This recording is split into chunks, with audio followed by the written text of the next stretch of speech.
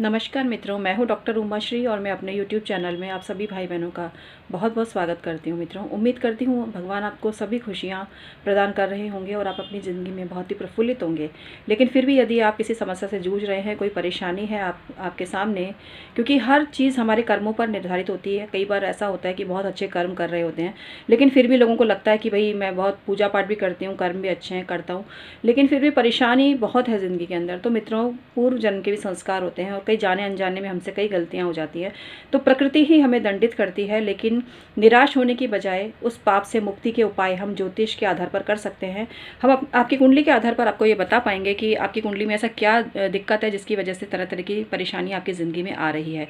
इसके लिए मित्रों, चैनल को भी सब्सक्राइब कीजिए और डिस्क्रिप्शन में ईमेल आईडी चेक कीजिए, उसके थ्रू आप कॉरेस्पॉन्डेंस कर सकते हैं। कुंडली परामर्श चार्जेबल है, लेकिन जैसा कि मैं पूर्व में बता चुकी हूँ, सब्सक्राइबर के लिए एक ऑफर है कि अगर आप बहुत अच्छे कमेंट करते हैं तो एक कुंडली चुनी जाएगी और उसके विजेता का नाम घोषित भी किया जाएगा और उनको परामर्श दिया जाएगा। लेकिन ये परामर्श बिल्कुल व्यक्तिगत होगा, इसको सार्वजनिक रूप से ओपन नहीं किया जाएगा। लेकिन हाँ, इसको डिक्लेयर ज़रूर किया जाएगा कि किसको ये दिया जा रहा है इस साल का। आपको मतलब इस साल का क्या, इस मंथ का आपको जो विनर घोषित किया जा रहा है, ये सब आपको बताया जाएगा। मित्रों, अब आइए मूल बात पर आते हैं। आज मैं आपको बताने जा रही हूँ, राहु केतु सीरीज़ में चालू कर रही हूँ, अन्य वीडियो भी दूंगी इस पर। आज संक्षेप में आपको बता रही हूँ क्योंकि राहु केतु का जो राशि परिवर्तन हुआ है, मिथुन राशि में आया है। आपको पता ही है कि राहु केतु हमेशा वक्री रहते हैं, कभी भी मार्गी नहीं होते हैं और हमेशा 180 डिग्री पर रहते हैं, मतलब एक दूसरे के हमेशा आमने सामने होते हैं। दूसरे शब्दों में बोलें कि एक से जो सप्तम भाव होता है, एक दूसरे से सप्तम भाव में अवस्थित होते हैं राहु और केतु।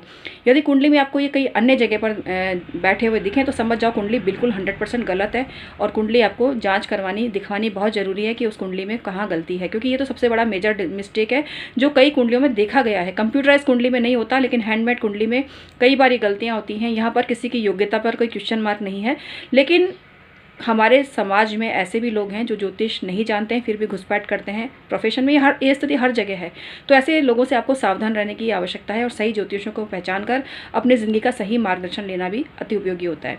मित्रों, आइए आज आपको जानकारी देती हूँ। अब आगे मित्रों, राहु और केतु को बेसिकली छाया ग्रह माना गया है। कहने को तो मात्र ये छाया ग्रह है, मगर ये अब हम बोलते हैं ना, जैसे दुष्टों की छाया जहाँ पड़ जाए वो जगह तो समझ लो, कहावत में कहा जाता है ना। हालांकि राहु केतु को हम दुष्ट ग्रह इसलिए नहीं कह सकते कि हर ग्रह की कुछ ना कुछ अच्छाई तो कुछ ना कुछ बुराई जरूर है। तो इसी प्रकार से राहु केतु में कुछ अच्छाई भी है तो कुछ बुराई भी है।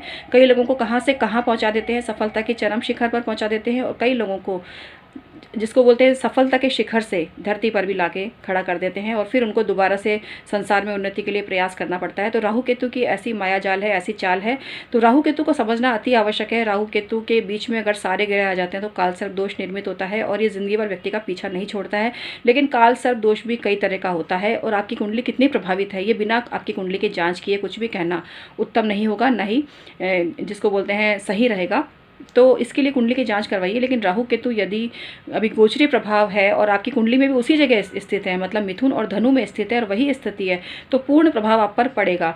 अगर ये स्थिति नहीं है तो पूर्ण प्रभाव नहीं पड़ सकता, क्योंकि आपकी कुंडली में हो सकता है राहु केतु बहुत अच्छी पोजीशन में हो, षड्बल में भी अच्छी पोजीशन में हो, प्लेसमेंट अच्छा हो और आपका मूलांक या आपका जो लग्न है उससे काफ़ी कुछ मित्रता लिए हुए हो राहु केतु। तो जरूरी नहीं है कि आपको परेशान ही करेंगे, हो सकता है आपको बहुत अच्छा रिजल्ट देंगे।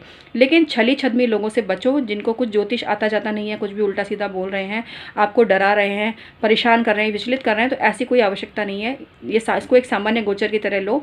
इनका प्रभाव इसलिए पड़ता है क्योंकि ये लंबे समय तक रहते हैं। जैसे शनि हुआ, बृहस्पति हुआ, राहु केतु हुआ, ये काफ़ी लंबे समय तक रहते हैं अन्य ग्रहों के मुकाबले, इसलिए इनका जातकों पर प्रभाव अच्छा या बुरा काफ़ी लंबे समय तक रहता है।